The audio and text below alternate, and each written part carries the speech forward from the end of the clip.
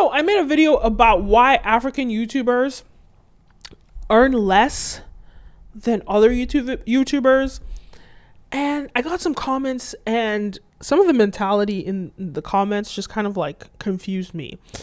So there's someone that commented, yes, it's less than African YouTubers, but the cost of living is much lower. So you can't look at it like that. And that comment really triggered me, because when you think about it this way, right? The reason why the cost of living is lower is because people can't afford to pay high prices. So things have to go down in price.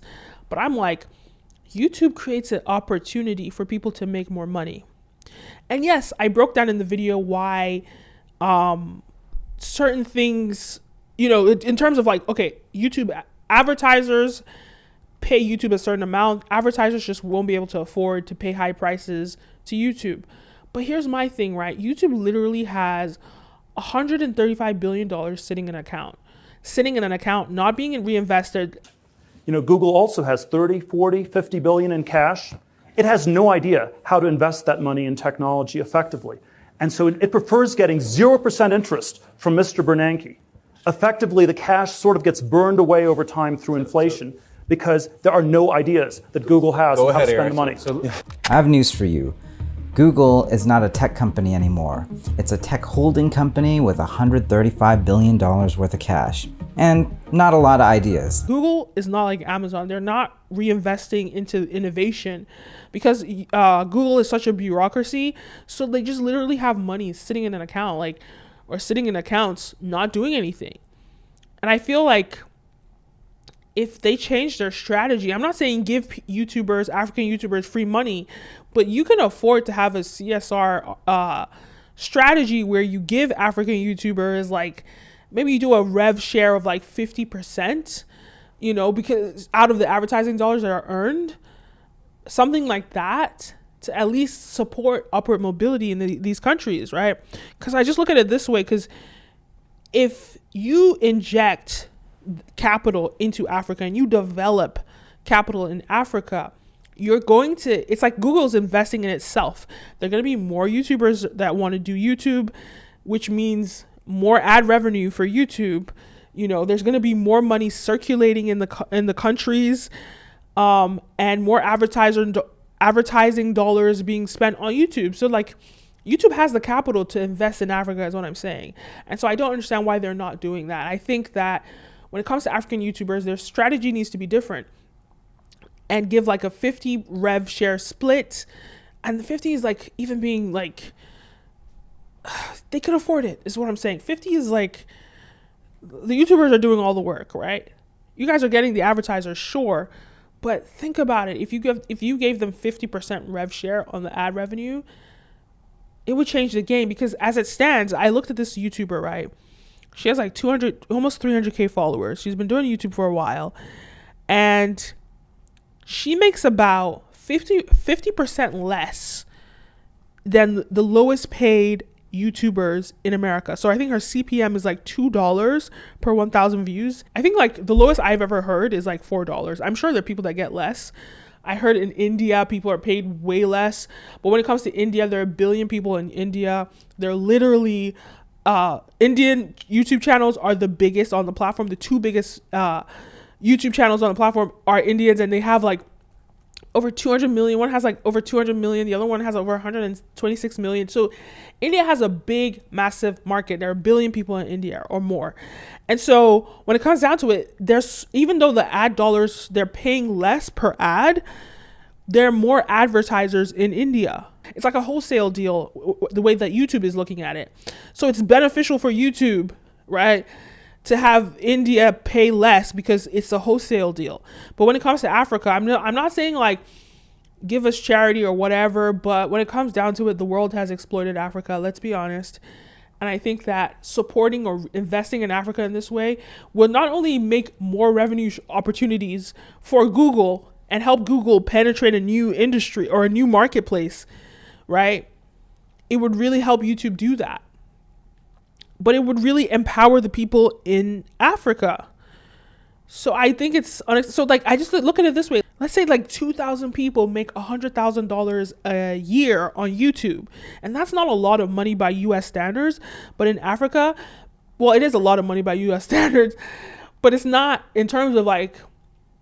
It's probably like one of the highest paid YouTubers, but I'm saying like when I say it's not a lot of money, it's like your money isn't going to go that far in America. But if you make $100,000 a year in Nigeria, you will live in a mansion. You'll live like a king or a queen. You will live so good. So imagine if these 2,000 YouTubers are making $100,000 a year.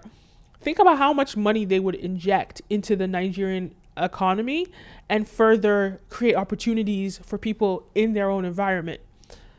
You know what I'm saying? So I feel like YouTube could really benefit because it means that more money is circulating in Nigeria, which means that there's more advertising potential, and you're just going to it's just going to improve Google's opportunity to make money, and not just Google, but like the rest of the tech industry and other industries. So I think the $135 billion just sitting in that bank account, Google, I mean, I'm not telling you to use that. I'm not even asking you to invest capital in Africa. I'm just saying split the rev shares on the AdSense 50-50. Give these people the opportunity to make money. You know, and you're going to be compensated in the long run. You're going to be compensated so well because everyone's going to talk about it. You know, so there's a word that people say, Yahoo boy. So it's like Yahoo boy, right? And that's like that's like a scammer, right? An internet scammer.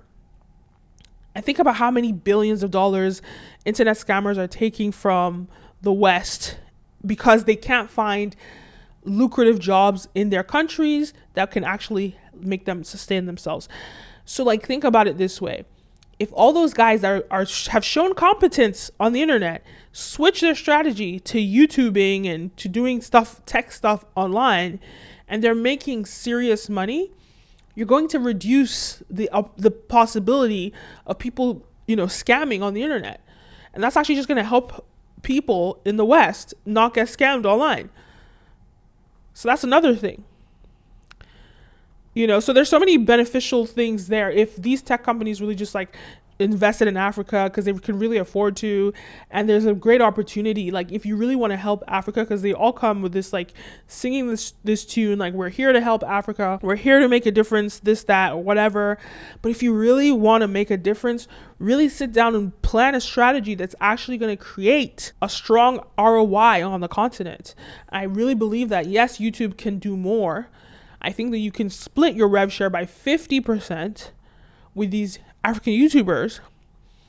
Obviously, you cover your cost of operation and whatever, but I don't even want to say you should. You have $135 billion sitting in an account doing nothing. You can afford to cover your cost of operations in Africa.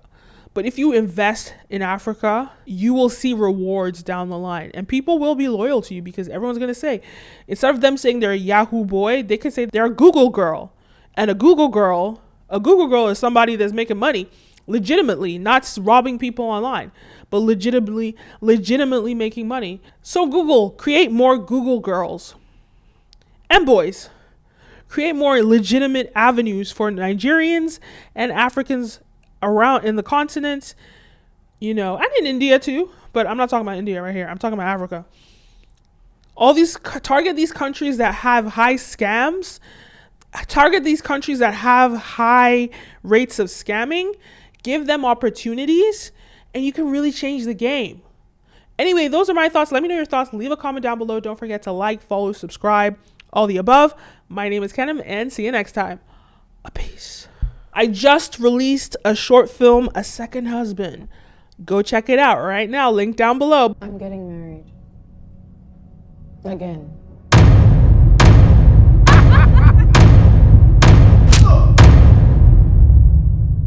I made a Nollywood film, A Second Husband. It's about a woman with two husbands. This is my house. What happened to the promise about me having my own section and him having his own section? I mean, he was in my section. In the gym? So you don't want him to work out? No, you want him to look like you. What is that supposed to mean? Exactly what I said. You know what? I'm not going to stay here and be disrespected. Where are you gonna go? Everything you have, I bought it.